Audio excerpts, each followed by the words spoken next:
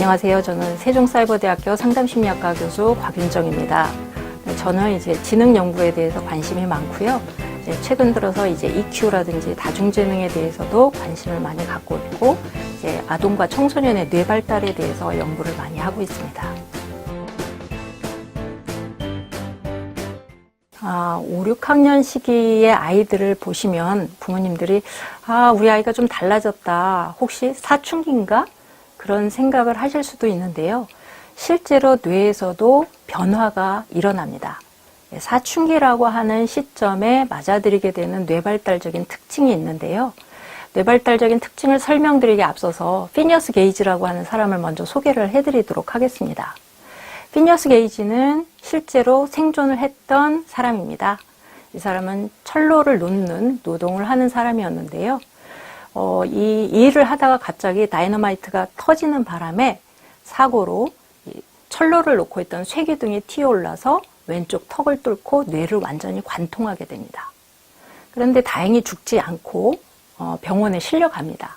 그래서 6개월 후에 완치된 모습으로 다시 일하던 곳으로 돌아왔는데요.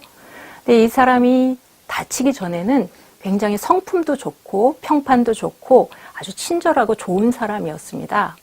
그런데 다치고 나서 다시 돌아왔을 때는 더 이상 사람들이 알고 있던 게이지가 아니었습니다.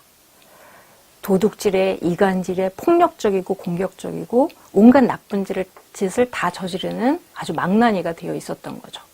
피니어스 게이지를 치료했던 의사가 사후에 뇌를 이제 해부를 해보니 전전두엽 부분에 뇌가 손상되어 있는 것을 발견을 하게 됩니다.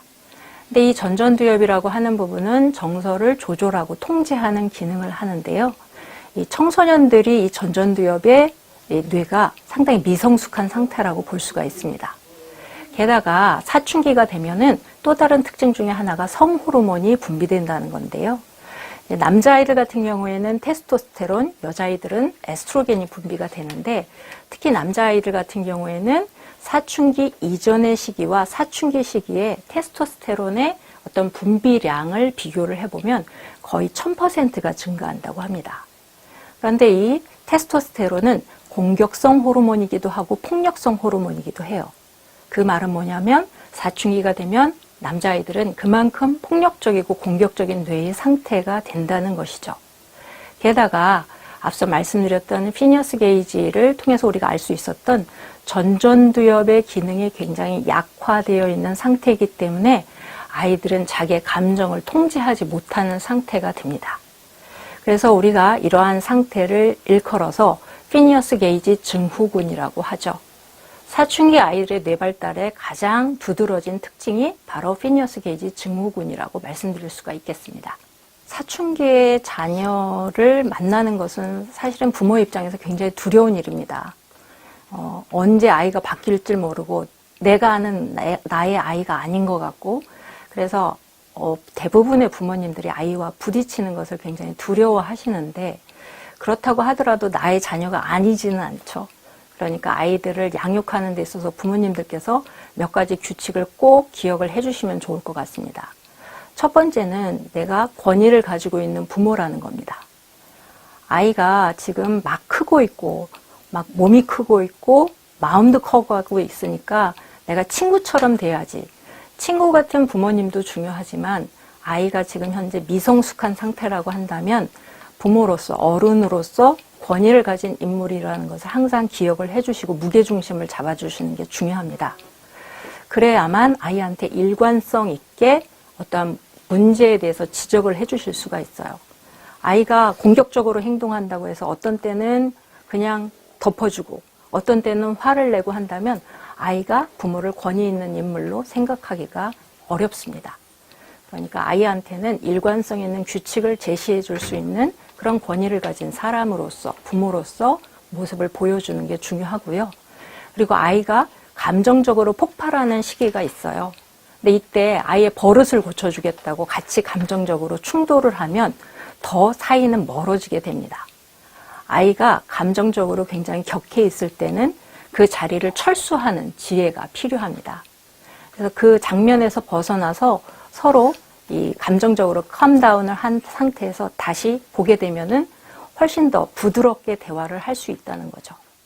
그리고 자녀와 대화를 하실 때도 아이가 태도가 마음에 안 든다거나 혹은 갖추고 있는 모양새가 마음에 안 든다고 해서 아이가 무엇인가를 말할 때 중간에 꼭 끼어들어서 말씀을 하시는 것보다 아이가 하고 싶은 말을 다 한 다음에 그러한 지적을 하고 싶은 부분은 말씀을 나중에 하시는 게 훨씬 대화하는 데 도움이 되실 겁니다.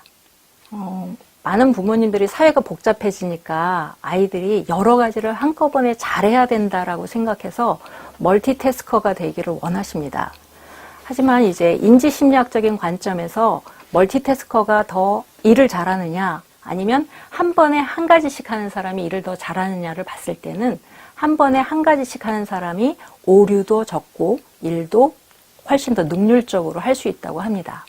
특히 이제 뇌가 미성숙한 아이들한테 멀티태스커가 되기를 강요하시기보다는 한 번에 한 가지씩 아이들이 할 수 있도록 이제 유도해 주시는 게 좋을 것 같고요. 그다음에 이제 공부 환경 같은 경우에도 되도록이면 좀 심심하게 만들어 주시는 게 좋습니다. 아이들이 청소년기, 사춘기 때는 시각피질이 발달을 하는데 이때는 시각피질이 발달한다는 말은 시각적인 자극에 굉장히 시선이 잘 흐트러진다는 말입니다. 그래서 공부방에는 시선을 집중시키지 못하게 만드는 그러한 자극들을 조금 제거해 주셔서 아이가 공부에 전념할 수 있는 환경을 만들어 주시는 게 좋을 것 같고요. 그 다음에 아이들의 집중력 시간을 부모님들께서 좀 정확하게 파악하실 필요가 있습니다. 아이들마다 집중하는데 이렇게 소요되는 시간들이 달라요. 어떤 아이는 10분 정도 집중을 할 수 있고 어떤 아이는 1시간씩 집중을 할 수 있습니다. 그런데 아이들한테 동일한 방법과 동일한 시간을 가지고선 집중하도록 강요하는 것은 그만큼 아이에게 굉장히 스트레스를 주는 일입니다. 그래서 아이가 잘 집중할 수 있는 시간 30분 정도라고 생각한다면 30분 공부계획표를 만들어주면 좋죠. 그래서 30분 동안 할 수 있는 분량의 공부를 하고 잠깐 쉬고 또 30분 집중하고 잠깐 쉬고 한다면 아이도 부담 없이 학습에 전념을 할 수 있을 것 같습니다.